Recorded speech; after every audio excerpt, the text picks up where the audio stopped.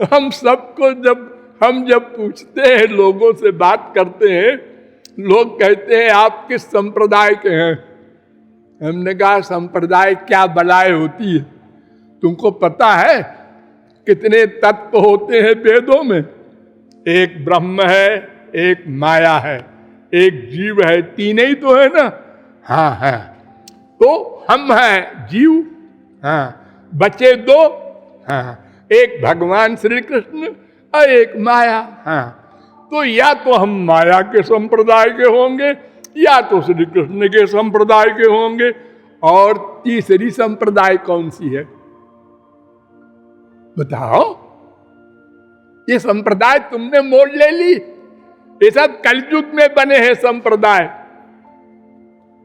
अरे भाई शंकराचार्य की संप्रदाय, शंकराचार्य से पूछो क्यों जी तुम्हारे गुरु जी कौन थे? गोविंदाचार्य उनके गुरु, गौड़पादाचार्य उनके गुरु, सुखदेव परमहंस उनके गुरु, वेदव्यास उनके गुरु, ब्रह्मा उनके गुरु, नारायण। तो सबके गुरु तो आखिर में नारायण ही पहुंचेंगे, वही श्री कृष्ण। ये क्यों लड़ रहे हो बिला वजह? अगर शंकराचार्य का संप्रदाय तुम कहते हो तो उनके गुरुजी कहेंगे शंकराचार्य मत कहो, मेरी संप्रदाय कहो, मैं इनका गुरु हूं। फिर वेदव्यास खड़े हो जाएंगे, नहीं नहीं सुखदेव के गुरु हम हैं। तो हमने कहा कि बस दो संप्रदाय है, चाहे कोई माया की शरणागत हो जाए चप्पल खाए, और चाहे श्री कृष्ण की शरणागत हो जाए आनंद भोगे, और कोई संप्रदाय नहीं होती।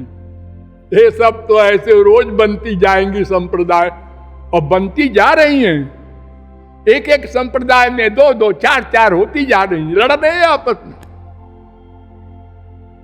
हमसे कहते हैं आप भी वेदांत पर भाष्य लिखिए, सबने भाष्य लिखा है, आप भी जगत गुरु हैं। हमने कहा क्यों लिखा है भाष्य? अगर वो होते तो हम उनसे बात करते। क्यों लिखा है?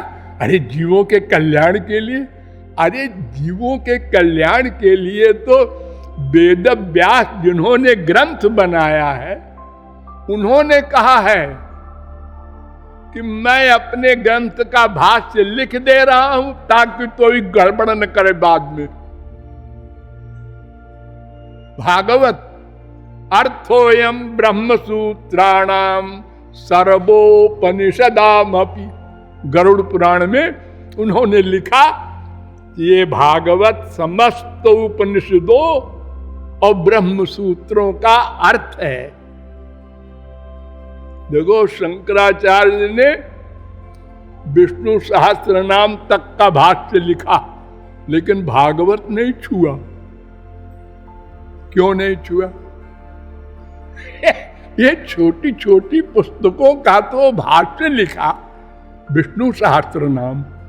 अरे क्या है उसमें? भगवान के नाम ही तो है। लेकिन इतना इंपॉर्टेंट धर्म प्रोज्झित कैतवः जिसमें है, उन्होंने कहा इसमें लिखेंगे तो कहां तक गड़बड़ करेंगे, हमको तो फिर मानना ही पड़ेगा भगवान श्री कृष्ण को भगवान।